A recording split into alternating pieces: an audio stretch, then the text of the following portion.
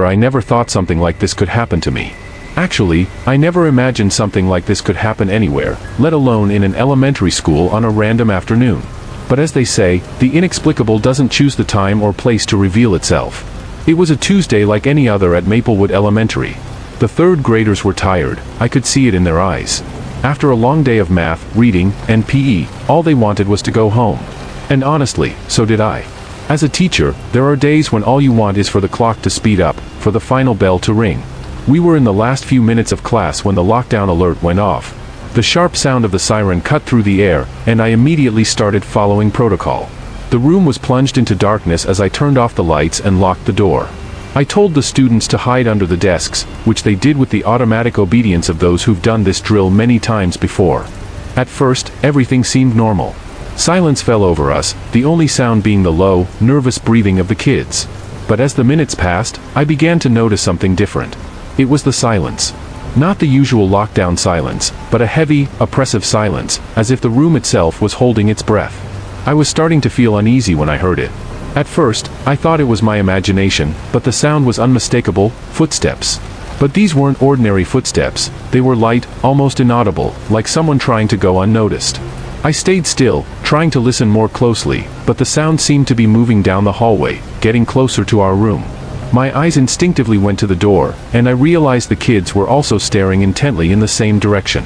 Everyone seemed to sense the same thing, a presence that shouldn't be there. But there was no one visible. Nothing but the sound of footsteps getting closer and closer. Then, suddenly, I felt a cold draft. The room was sealed, the windows shut, yet the air around me started to chill rapidly. It was like something invisible was there, hovering over us. I forced myself to stay calm, not to scare the kids any more than they already were. That's when Timmy, one of the more curious students, whispered, "Someone's here, Mr. Darnell." My heart skipped a beat. I knew he was right, but there was no way to explain it. There was no one in the room but us, yet the feeling that we were being watched was undeniable. The whispers started soon after. Faint, indistinct, but present. They seemed to come from all directions, like someone was speaking right next to us, but in a language we couldn't understand. The kids began to fidget, but I told them to stay still, praying for this to end quickly. The lights, which I had turned off, began flickering one by one, casting strange shadows on the walls. The room seemed to be alive, moving in erratic rhythms, like something was trying to manifest through the electricity. My heart raced, and for a moment, I considered opening the door and running out with everyone. But something stopped me. That's when I noticed the whiteboard. The markers, which I had left in the holder, began moving on their own. One fell to the floor with a loud clatter, causing the kids to jump in fright. And then, as if guided by an invisible hand, one of the markers started writing. The words that appeared on the board were jumbled, scribbled in haste. "Leave now. He's here. No time." I wanted to believe this was some kind of prank, that someone was controlling the markers with invisible strings or something, but I knew it wasn't. There was no logical explanation for what was happening. The feeling of being watched grew more intense. It was as if something, or someone, was standing right in the middle of the room, watching our every move. I looked around, but there was nothing but emptiness, an emptiness that seemed full of a malevolent presence. My instinct screamed to get the kids out of there, but there was nowhere to go. We were locked in. I finally approached the board, my hands trembling. The last thing written was different, more desperate. "He's coming." At that moment, the lights flickered violently, and a loud bang echoed through the room, causing everyone to scream. The bang stopped as quickly as it had started, and the lights returned to normal. I looked around, trying to make sense of what had just happened. The kids were terrified, some quietly crying, others clinging to each other. I was in shock, unable to explain what we had just experienced. When the lockdown finally ended and the police arrived, I told them everything that happened, but I knew they wouldn't believe me. And I was right. They searched the school, checked the security cameras, but found nothing out of the ordinary. To them, it was just another false lockdown, an unfortunate coincidence. But for me, and for those kids, it was real. I requested a transfer shortly after. I couldn't work at that school anymore, not after what I saw, or rather, didn't see. Sometimes, I still hear those whispers, especially at night when I'm alone at home. And what scares me the most is thinking that whatever it was, it's still out there, invisible, waiting to manifest again. The Death Lab. I never thought I'd speak about what happened at that school again. I was just a teenager at the time, an ordinary kid trying to survive high school like everyone else. But the truth is, Hampton High was never an ordinary place, and that afternoon, something happened that forever changed the way I see the world. I don't know if anyone will believe me, but I need to get this off my chest. It all started on a day that seemed like any other. I was in the science lab, my favorite subject. Mr. Davis was guiding us through a simple experiment on chemical reactions, and as always, I was eager to get hands-on. The lab had that familiar smell of chemicals, the kind of smell you associate with safe, controlled environments, even comforting in a way. But that day, nothing was safe. I remember the lockdown alarm going off right in the middle of the experiment. The shrill siren and the automated announcements over the loudspeakers caught us off guard. It wasn't unusual to have lockdown drills, so at first, no one was too worried. We followed protocol, along with the other students, turning off the lights and hiding under the benches. Time passed slowly, and the silence in the lab was thick, interrupted only by the low hum of lab equipment. I looked around, seeing my classmates huddled in the corners, trying not to make a sound, but there was a feeling in the air that I couldn't quite define. Something was off, and it was like we all knew it, but no one wanted to admit it. Then we heard the first sound. A sharp crack, like breaking glass, echoed through the lab. Everyone held their breath, trying to figure out where it came from. Mr. Davis slowly got up, trying to stay calm, and walked over to the chemical cabinet to see what had happened. But when he opened the cabinet, we all smelled something strong, almost suffocating, that spread through the air. It wasn't a smell I recognized, not any of the chemicals we were used to. It was something denser, more rotten, like something decaying inside that cabinet. Davis stepped back, clearly shaken, and quickly shut the door, but the smell had already spread through the lab, making us all uncomfortable. What happened next is when things started to get really scary. The beakers and test tubes began to vibrate, on their own, as if they were being shaken by some invisible force. The glass tinkled, and soon one of the beakers fell off the shelf, shattering on the floor. No one dared to come out from under the benches, but we all stared at the spot where it had broken. That's when the shadows started to appear. They were dark shapes, almost human, moving through the lab like distorted reflections. At first, I thought it was my vision, or maybe an effect of the flickering lights, but soon I realized that everyone else could see them too. The shadows danced on the walls, contorting in impossible ways, as if they had a will of their own. Mr. Davis tried to speak, but his voice came out shaky. He told us to stay quiet, that everything would be okay, but I could see in his eyes that he didn't believe a word he was saying. The shadows continued to move, getting closer and closer, while the foul smell grew stronger. Suddenly, the beakers started exploding, one by one. Small explosions, but enough to make everyone scream. Chemicals spilled across the counters, mixing in chaotic patterns that no one could control. The room filled with smoke and vapor, obscuring the shadows that now seemed almost solid.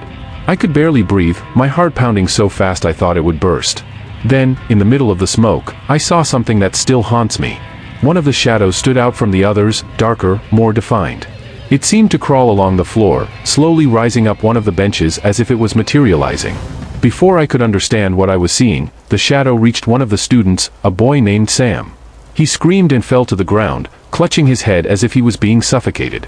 Davis ran to help him, but when he touched Sam, he was thrown back as if he'd been shocked. The boy convulsed on the floor, his eyes rolling back in his head, and we could do nothing but watch, helpless. After that, everything happened quickly. The lockdown alarm went off, but no one moved. We were paralyzed with fear until the lab doors suddenly burst open, and security guards rushed in, trying to figure out what was happening. The smoke began to clear, and the shadows disappeared as quickly as they had appeared, leaving us with nothing but the foul smell and shards of glass scattered everywhere. Sam was rushed to the hospital, and he never returned to school. I heard he was transferred to another city, but no one knows what really happened to him. Mr. Davis took a leave of absence soon after and never returned to teaching. And me? I finished high school, but I never forgot that day. Years later, I still avoid talking about it. But the memories are too strong to ignore. What I saw in that lab, the shadows, the sounds, the smell, all of it stays with me, like a nightmare I can't wake up from. Some nights, I wake up in a cold sweat, still hearing the tinkling of glass and smelling that rotten odor in the air.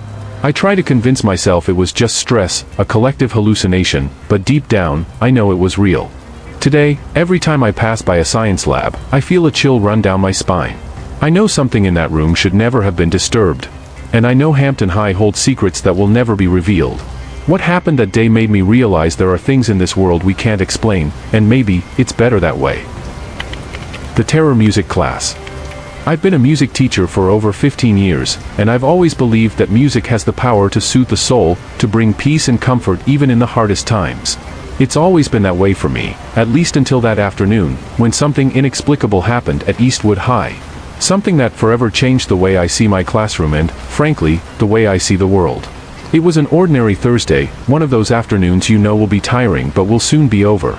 My third-year students were in the middle of class, practicing a simple piece for the spring recital. The sound of instruments filled the room in a way that always brought me joy. Violins, flutes, pianos, all playing in harmony, or as close to it as a group of teenagers can get. Then, out of nowhere, the lockdown alarm sounded. That sharp siren immediately made my heart skip a beat. At first, I thought it was just another drill, so I followed protocol without hesitation. I told everyone to leave their instruments and hide behind the stage curtains while I rushed to lock the doors and turn off the lights. The silence that followed was unsettling. Normally, during a lockdown, you hear distant sounds, footsteps from security, doors closing, nervous murmurs. But that day, there was only silence. An absolute silence that seemed to fill every corner of the music room. The darkness in the room, cut only by the faint light filtering through the covered windows, created strange shadows on the stage. I could see the silhouettes of my students, huddled and still, and the sound of their breathing seemed too loud in that tense environment. I tried to stay calm, but something was wrong. Something I couldn't quite define. Then it happened. The piano started playing by itself. The keys, which had been still for minutes, began moving, producing lonely, out-of-tune notes that echoed through the room. At first, I thought maybe one of the students, in their nervousness, had touched the instrument, but I was wrong. The keys were moving as if an invisible hand was pressing them, creating a dissonant, disturbing melody.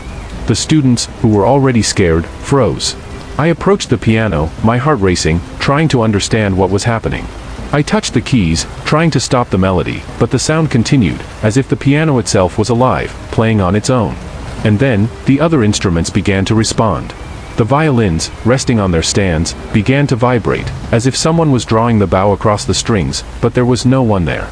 The flutes emitted high-pitched notes, like desperate screams. And the drum, which was leaning in the corner, started beating in a slow, but steady rhythm, like a heart pounding in an empty room. The sound intensified, filling the room with a cacophony that seemed alive, almost conscious. It was as if the instruments were communicating with each other, creating a music that didn't belong to this world. My students began to cry, some trying to hide further, others simply paralyzed by fear.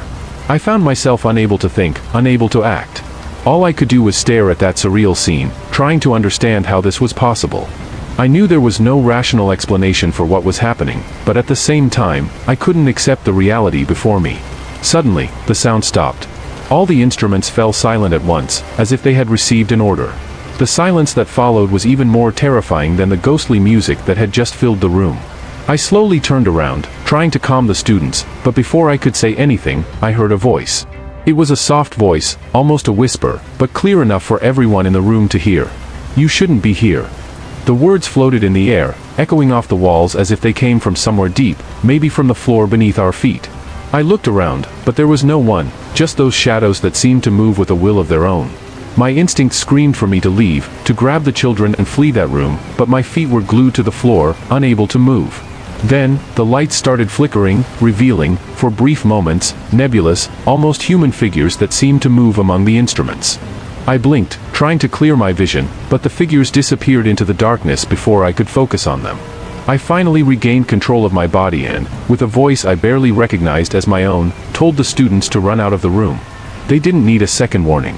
In an instant, everyone was off the stage, running toward the exit. I was the last to leave, my eyes still fixed on the piano, which seemed to be staring back at me, as if it knew something I didn't. When the lockdown ended, I called the administration and explained what had happened, but they didn't take me seriously.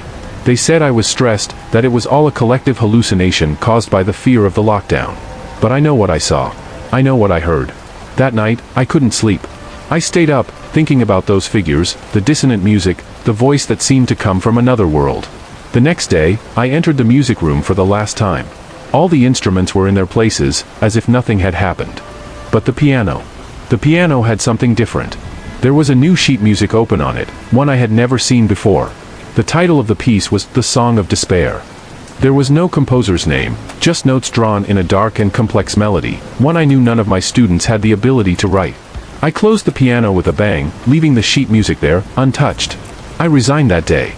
I never went back to Eastwood High. And to this day, I can't hear music the same way.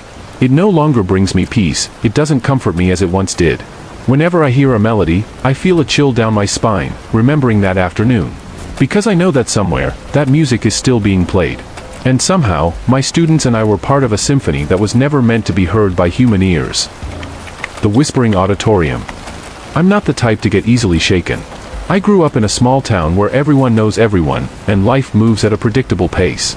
But what happened to me and my classmates that afternoon in the Greenwood High School auditorium is something I can't forget, no matter how hard I try. And it's not because of what we saw or heard, but because of what happened afterward. It was a fall afternoon, and the air was charged with that peculiar energy that only comes in the weeks leading up to Halloween. We were rehearsing for the school play, a modern version of The Phantom of the Opera. I was excited, as usual. I loved being on stage, adored the adrenaline of being under the spotlight. But that day, the stage felt colder, and the air around us was heavy, dense.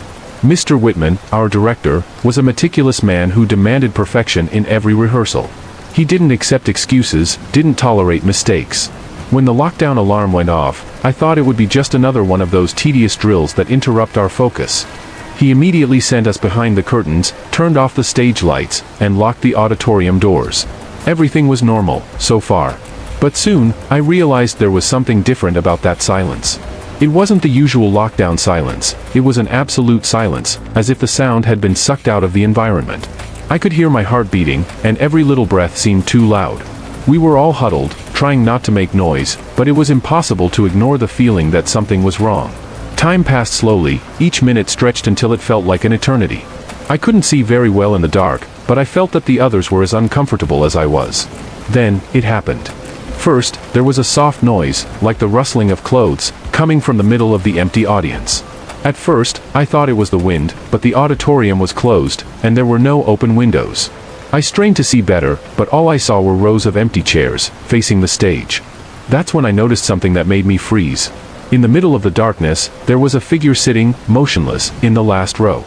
I tried to focus, thinking my eyes were playing tricks on me, but the more I looked, the more that figure seemed real. I wanted to scream, to call Mr. Whitman, but the voice wouldn't come out. The figure, or whatever it was, didn't move. It just sat there, watching us. I turned my head to see if anyone else had noticed, but everyone was staring forward, unaware of what I was seeing. Then the figure stood up. It made no sound, but the movement was clear. It began walking through the rows of chairs, approaching the stage. My breath caught in my throat, fear paralyzing me. The figure was tall, slender, with slow, deliberate movements. The closer it got, the more I felt the cold intensify, as if the heat was being drained from the room. Suddenly, the stage lights came on by themselves, bathing the auditorium in a pale yellow light. All my classmates turned to look, confused, but the figure was no longer there. The chairs were empty, and the cold I had felt seemed to disappear as quickly as it came. Mr. Whitman ran to the control panel, trying to turn the lights off again, but they wouldn't respond. He cursed under his breath, visibly irritated, but at the same time, I could see that he was scared too. That's when he turned to us and said something I'll never forget: "Don't talk about this. Just finish the rehearsal." There was an exchange of glances between us, the students. No one understood completely, but we followed the order. We continued the rehearsal, but the atmosphere was different. There was a nervousness, a hesitation in every move, in every line. When we finally finished, we left in silence, without looking back, without mentioning what had happened. The next morning, a notice was sent to all students and parents, saying that the play was cancelled due to technical issues. No one questioned it. We knew there was more to it, but no one had the courage to talk about it, not even among ourselves. But the strangest part happened in the days that followed. All the students who were present at that rehearsal started getting sick. First, it was just a mild fever, but it quickly developed into something more serious.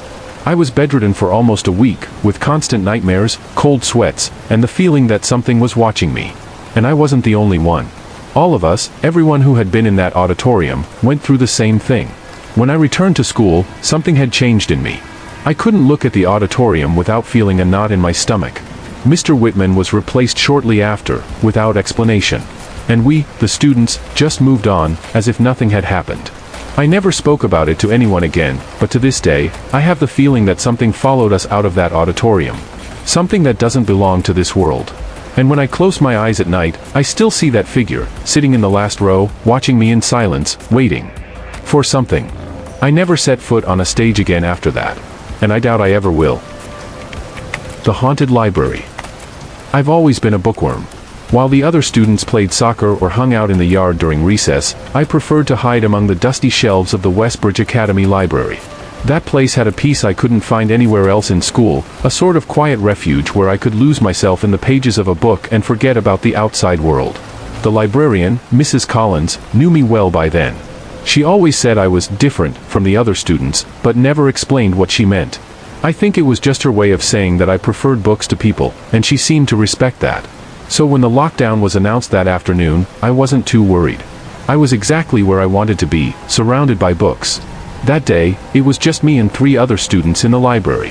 Mrs. Collins was behind the counter, cataloging some old books. The lockdown was sudden, the alarm echoing through the hallways, pushing us to find shelter. Mrs. Collins locked the library door and turned off the lights, following the protocol to the letter.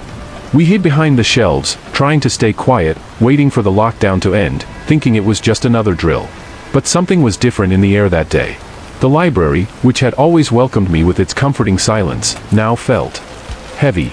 The silence, which used to calm me, was now suffocating. I could hear my own breathing, and every time I tried to control its rhythm, it seemed like the silence around me grew even more oppressive. That's when I heard the first sound. A faint rustling, like someone turning the pages of a book.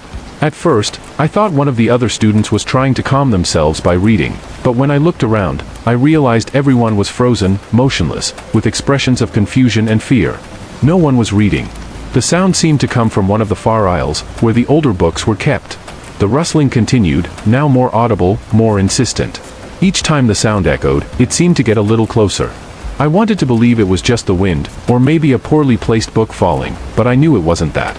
The air in the library was still, unmoving, and those books had been there for decades without causing any problems. I felt a chill run down my spine when I saw one of the books fall off a shelf, as if someone had pushed it. The sound of the impact was strangely loud in the silence of the library, and we all cringed, hoping it was just a coincidence. But then, another book fell. And another. And another. Faster and faster, as if an invisible hand was passing through the shelves, throwing the books to the ground. Mrs. Collins came out from behind the counter, her eyes wide with fear. She tried to calm us and herself, muttering that maybe it was just a minor tremor, but the truth was clear to all of us. This wasn't natural. There was something in that library that didn't want us there. Then the words began to appear. The books that had fallen on the floor started to open, their pages flipping on their own, forming phrases with highlighted words. Leave. It's not safe. They're here. Each phrase was more disturbing than the last, and I could feel the panic rising inside me. The other students began to cry, and Mrs. Collins, usually so composed, was clearly in shock. She tried calling for help using the library's landline, but the line was dead. We were trapped there, with no communication, surrounded by books that now seemed to have a will of their own. Suddenly, the sound of something heavy falling echoed through the library. We all turned towards the sound, but there was nothing on the floor. Mrs. Collins, trembling, grabbed her keys and tried to unlock the door, but the key she used every day seemed to no longer work. It was as if the lock had changed, as if the door had been sealed from the inside. The ceiling lights began to flicker, casting strange shadows on the walls that seemed to move with a life of their own. I could see nebulous, almost human forms dancing among the shelves, getting closer to us. I felt the need to leave, but there was nowhere to go. The fear was suffocating, and I wondered if we would make it out of that library alive. Mrs. Collins, in a fit of desperation, ran to the back of the library, where the archives room was located, a small, stuffy room that she always kept locked. She was trying to find the right key when, suddenly, the door opened on its own, with a long, sinister creak. Inside, the darkness was so deep it seemed palpable.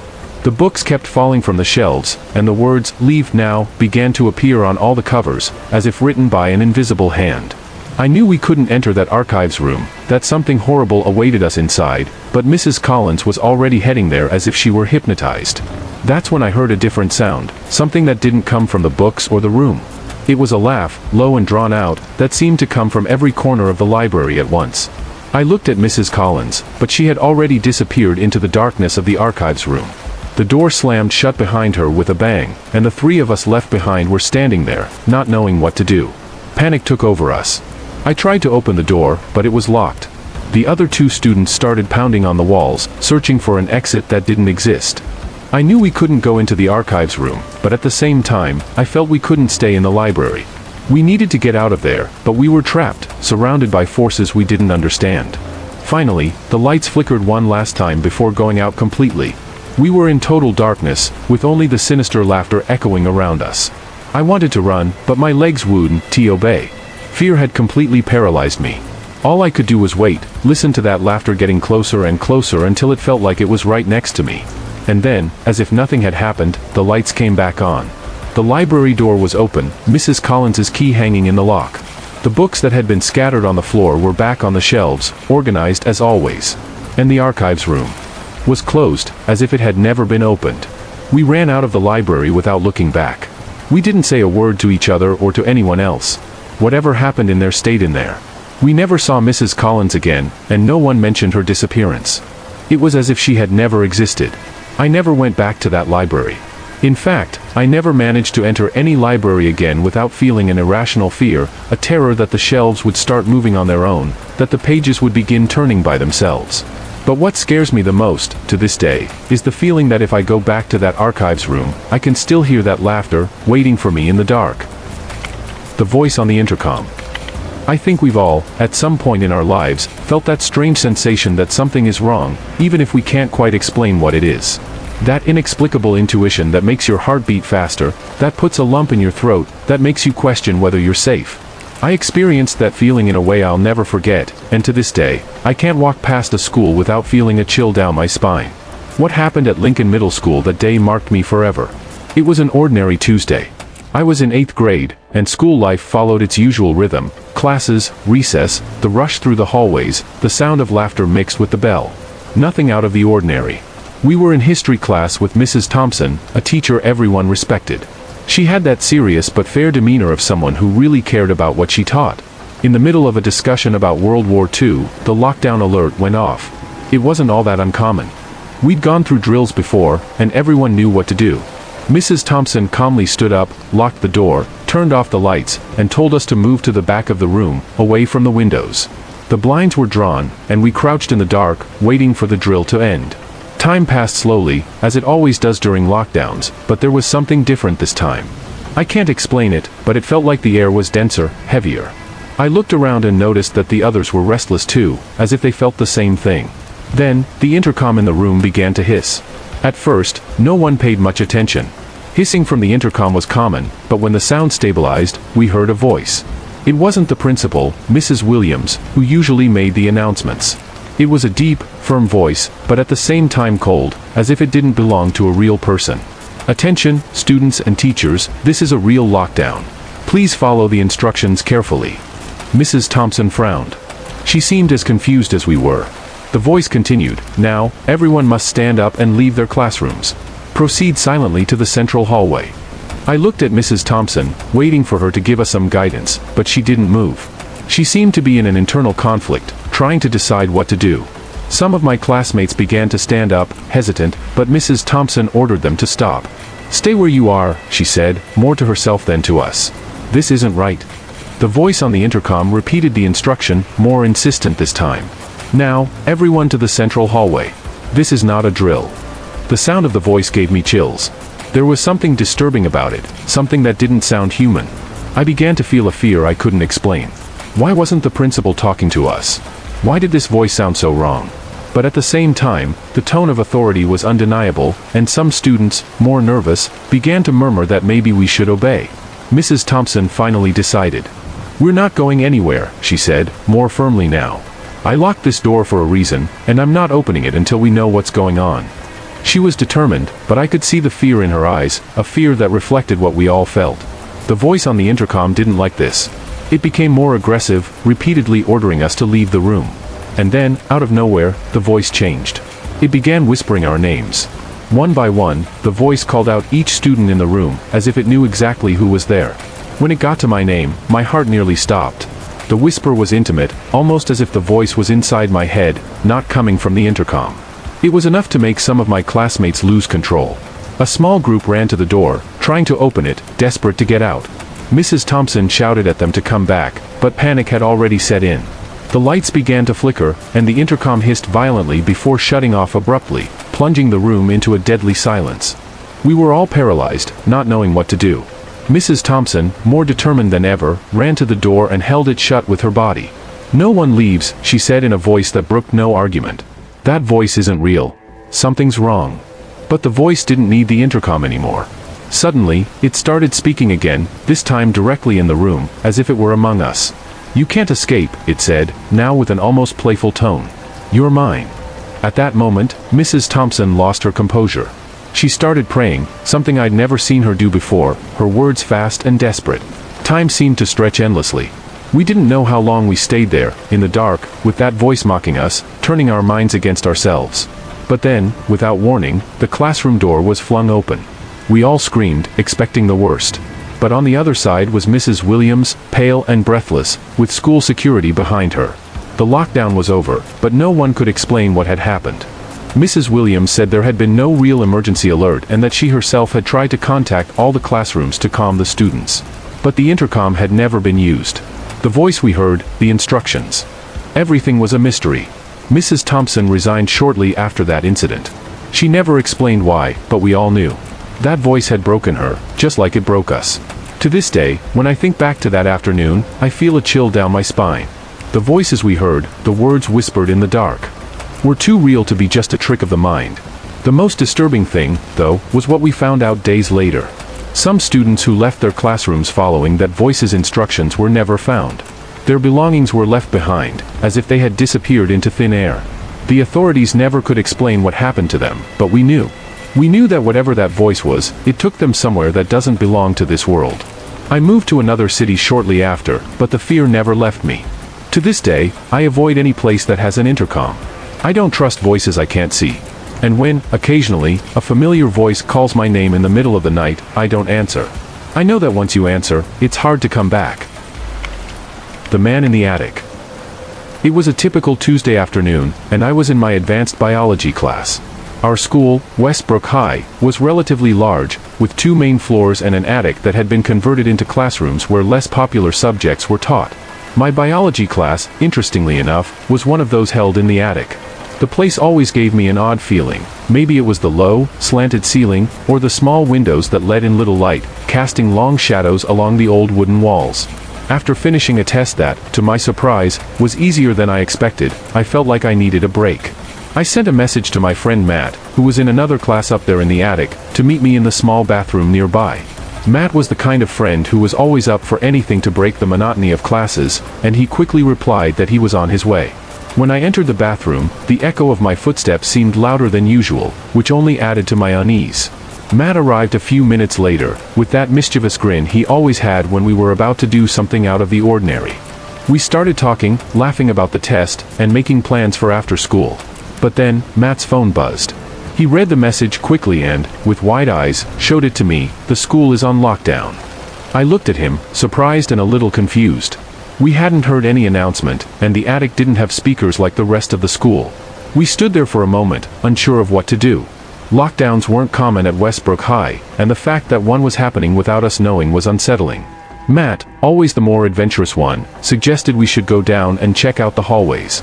I agreed, thinking it would be interesting to explore, and if we got caught, we could just say we didn't hear the announcement. As we opened the door leading to the second floor, we were immediately met by dense darkness. The hallway lights were off, which was strange, even for a lockdown. The only illumination came from the dim emergency lights scattered throughout the corridors. The air was heavy, and a sense of impending danger began to creep over me. Matt was the first to step out, moving cautiously, with me close behind. The silence was absolute, interrupted only by the distant sound of something metallic falling, echoing through the deserted hallways. And then, Matt suddenly stopped and stared ahead, frowning. "Who's that guy?" he whispered, barely moving his lips. I followed Matt's gaze and saw a figure emerging from the shadows. It was a man, but something about him was clearly off. He didn't look like any of the school staff I knew. His clothes were dirty and tattered, and he seemed lost, but in a way that sent a chill down my spine. My instincts screamed for us to get out of there, and Matt seemed to have the same feeling, because he turned and started back toward the attic, his careful steps quickly turning into a desperate run. We raced up the stairs back to the attic, and panic began to set in. I heard heavy footsteps behind us, fast and determined, which only made us run faster. When we reached the bathroom door, Matt shoved it open, and we both rushed inside, gasping for breath. He quietly closed the door and turned off the light. The silence in the bathroom was overwhelming, and the only sound we could hear was our own heavy breathing. We hid in the last stall, trying to control our panic. We heard the bathroom door creak open slowly, the sound deafening in that deadly silence. The light from the hallway briefly flooded the bathroom before being swallowed by darkness again as the door closed. And then, heavy footsteps started moving toward where we were hiding. The sound of labored breathing filled the bathroom, followed by a loud knock on the door of our stall. Matt, his eyes wide with terror, whispered that we should try to slip out through the other stalls, but even his whisper seemed too loud in that eerie silence. The man on the other side of the door heard, and the knocking became more intense, as if he were trying to break down the door with all his strength. Without thinking, I started crawling to the next stall, with Matt right behind me. We barely had time to move into the second stall before we heard the sound of wood splintering. The man was inside our original stall. I kept crawling to the last stall, and when I stood up, Matt was already opening the door so we could get out. With my heart pounding in my chest, we ran out of the bathroom, the light from the hallway momentarily blinding us. Without looking back, we ran straight to the classroom where Matt had been earlier. He pounded on the door, and the teacher, startled, let us in. We quickly shut and locked the door, while Matt started explaining everything in a rush of words, his voice shaky with fear. The teacher went pale when Matt mentioned that the man seemed to be armed. The tension in the room was palpable. All the students were crouched in the corner, completely silent, waiting for what felt like an eternity. At some point, we heard banging on the door, and the man's figure appeared in the small window. He tried to turn the doorknob, but the door was locked. He pounded on the door in frustration before finally giving up and leaving. We don't know how much longer the lockdown lasted, but when we were finally released, the police were already in the building. We described the man as best we could, but deep down we knew they would probably never find him. The school installed cameras and tightened security after that, but there was always the feeling that the man had been there for something more sinister. To this day, when I think about that day, I get chills. We never found out who that man was, what he wanted, or why he followed us to the attic. But something tells me that if we hadn't escaped, he wouldn't have hesitated to do something terrible. It's a thought that still haunts me, especially when I'm alone in a dark and quiet place. Halloween nightmare at Lincoln High. I remember that Halloween like it was yesterday. It was supposed to be a fun day at Lincoln High School, a quiet school in the suburbs of a small town in Pennsylvania. Every year, students would dress up in costumes, and the teachers would always organize some kind of themed activity. But that year was different. I never imagined that such an innocent celebration could turn into a nightmare I would never be able to forget. I was in my senior year, eager to finish school and move on with my life. That day, I had an important test in Mr. Anderson's class, one of the toughest teachers in the school. He was known for being strict but fair. All the students respected him, but there were also those who feared him, especially those who couldn't keep up with the pace of his classes. I never thought that fear could push someone to the extreme. The class was almost over when the lockdown alert blared through the speakers. It was a sound we all knew well, but we had never heard it outside of safety drills. Mr. Anderson's face immediately went pale, and he told us to stay quiet while he locked the classroom door. The tension was palpable. We didn't know what was happening, but we could feel that this wasn't a drill. The next few minutes were the longest of my life. We heard heavy footsteps in the hallways, footsteps that didn't sound familiar. Soon, the sound of something scratching the walls started surrounding us. Some students began to cry quietly, and I could see Mr. Anderson trying to stay calm, but his eyes betrayed his fear. Then, the knocking on the door began. It was soft at first, but soon turned into violent pounding, as if someone was trying to break down the door. On the other side of the door, a deep voice claimed to be a police officer, but something didn't seem right. Mr. Anderson hesitated, asking for the officer's name and identification, but the answer was vague. The man on the other side grew impatient, his voice becoming more aggressive. When Mr. Anderson refused to open the door, the sound of metal striking wood echoed through the room, startling us. It sounded like he was trying to break down the door with some heavy tool. Mr. Anderson told us to grab anything we could use to defend ourselves. The next few minutes were pure terror. Some of us grabbed chairs, others held pens as if they were weapons. We could hear the intruder outside, each blow making the door shake. I could feel my heart pounding in my throat, adrenaline coursing through my veins as I imagined the worst. Suddenly, the pounding stopped, replaced by the distant sound of sirens. Relief began to wash over us, but it didn't last long. The noise of doors being kicked in and hurried footsteps filled the hallway. Mr. Anderson told us to stay down, and we obeyed without question. Then, silence fell over the school, a heavy silence, thick with tension. After what felt like hours, the door to our classroom was opened, and we saw armed police officers outside.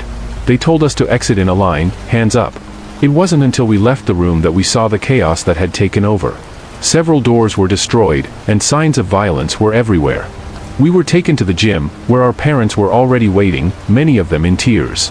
It was there that we learned the truth. The intruder was one of our own. A sophomore student, someone I barely knew, but who always seemed to be alone. He had planned to attack Mr. Anderson because he was failing the class, and he believed the teacher was ruining his life. When the police finally apprehended him, they found several improvised weapons on him. I can't imagine what could have happened if he had managed to get into our room. The days that followed were a blur. The school was closed for a while, and we were all required to attend therapy sessions. I, personally, couldn't sleep. Every time I closed my eyes, I relived those moments, the sound of the pounding on the door, the fear on my friends' faces, and the cold voice of the intruder trying to deceive us. Even today, sometimes I still wake up in the middle of the night, drenched in sweat, remembering that Halloween. That experience changed me forever. I started seeing the world through different eyes, understanding that evil can hide in the most unlikely places. I always thought schools were sanctuaries, safe places, but that day showed me that even the most familiar spaces can turn into deadly traps. I've never celebrated Halloween since then, and I don't know if I ever will.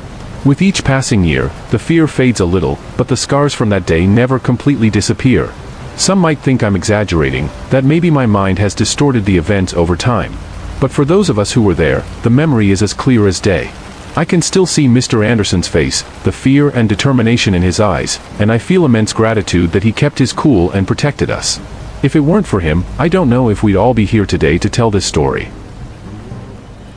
If you like these horror stories, you can't miss 6 disturbing true last day of school horror stories, compilation. To watch this video, click here on the card or look for the previous video on this channel. And, of course, leave your like, subscribe to the channel, and let us know in the comments if you've had a paranormal experience too. Stay brave, and see you in the next scary story.